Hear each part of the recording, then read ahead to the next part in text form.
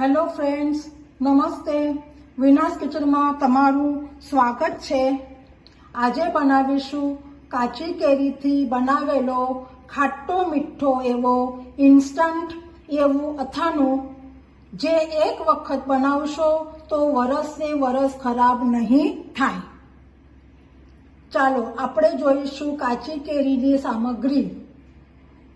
હું 600 ગ્રામ કેરી લીધી હતી. એને છોલીને ગોટલા કાઢીને મારી 400 ગ્રામ થઈ છે એના કટકા. 400 ગ્રામ હું ખાંડ લીધી છે.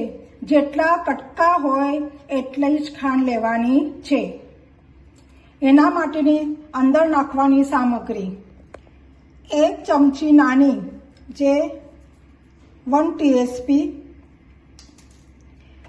મેથી દાણા, 1 ચમચી કલોંજી, 2 ચમચી વરિયાળી જે હું શેકેલી છે, 2 ચમચી મરચું પાવડર અને 2 ચમચી મીઠું. તમે સ્વાદ અનુસાર મીઠું લઈ શકો છો.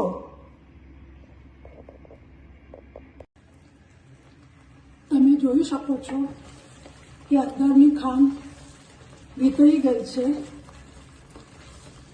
અંદરની જે ખાંડ હતી એ અંદર મેલ્ટ થઈ ગઈ છે. હવે આની અંદર આપણે મસાલા નાખીશું: કોલંજી,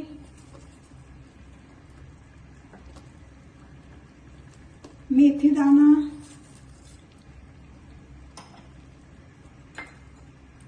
વરિયાળી,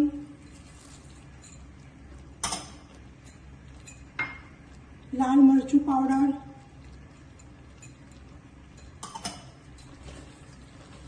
અને મીઠું સ્વાદ અનુસાર.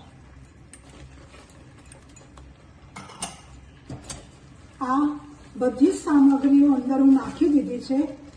હવે એને હલાવતું રહેવાનું કે જેથી નીચે ચીપકે નહીં. તમે જોઈ શકો છો કે આ ઘટ થાય છે. આને બનાવવા માટે લગભગ 10 મિનિટ લાગે છે.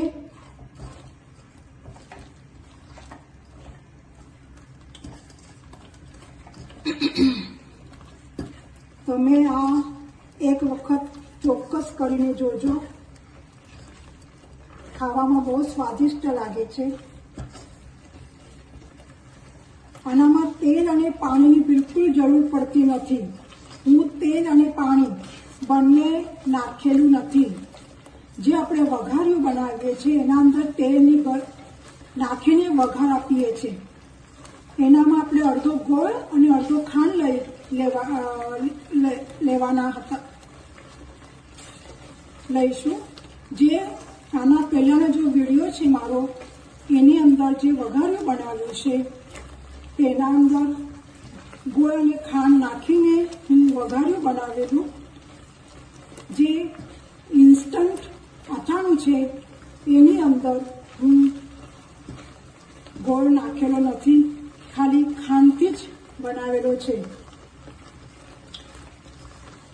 જો તમને આ રેસીપી ગમશે તો લાઈક, શેર, સબસ્ક્રાઈબ અને બેલ આઇકોનને દબાવો, જેથી તમને નવી નવી રેસીપી મળી રહેશે.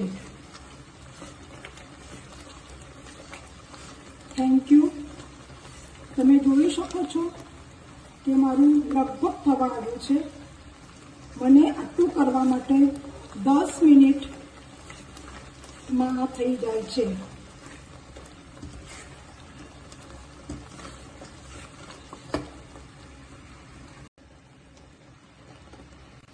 તમે જોઈ શકો છો મારું ઇન્સ્ટન્ટ અથાણું રેડી થઈ ગયું છે. હવે ગેસની ફ્લેમ કરીશું. થોડુંક આવી રીતે ઘટ્ટ થાય તો એને બંધ કરવાનો છે. પછી ઠંડુ થયા પછી હજુ પણ એ ઘટ્ટ થઈ જશે. આટલું એની કન્સિસ્ટન્સી રહેવા દેવાની છે, જેથી એ ઠંડુ થયા પછી જાડું થઈ જશે. પછી ચોખ્ખા બંનેમાં ભરી દઈશું.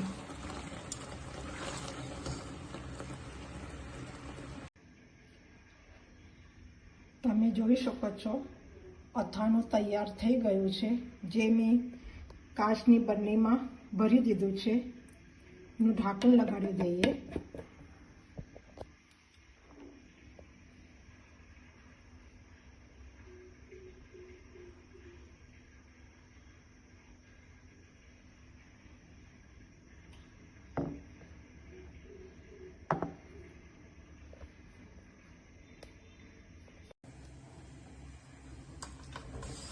હું કેરીના કટકા અને ખાંડ બંને ભેગી કરી નાખી છે અને જ્યાં સુધી ખાંડ હવે વિતળવા દેવાની છે.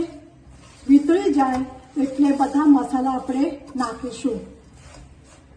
આને કેરીને અને ખાંડને સતત હલાવતું રહેવું, કારણ કે નીચે પાછી ચીપકી ના જાય.